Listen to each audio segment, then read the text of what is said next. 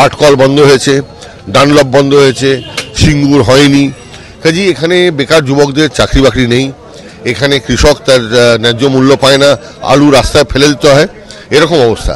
এগুলি ঘোরতর অন্যায় এবং এইগুলো আমি সমাধান করব, এই আশ্বাসন আমি দিয়েছি এবং দিচ্ছি।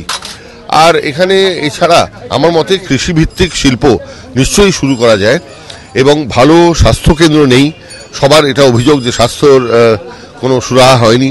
সিঙ্গুর থেকে তো ওদের তাড়িয়ে দেওয়া হলো, গাড়ি প্রায় ওরা তৈরি ছিলেন, কিন্তু ওখানে একটা রাজনীতি করবার জন্যে ও সিঙ্গুরের ফ্যাক্টরি তাড়িয়ে দেওয়া হলো।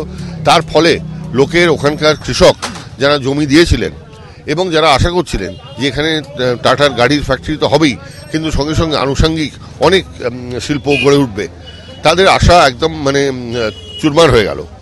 আমি বলছি জমিটা তো আছেই, ওই জমিতে ফেরত দিলেও, যদি আদালত যদি সেই সিদ্ধান্ত নেন ফেরত দিলেও সেখানে চাষবাস আর সম্ভব নয়।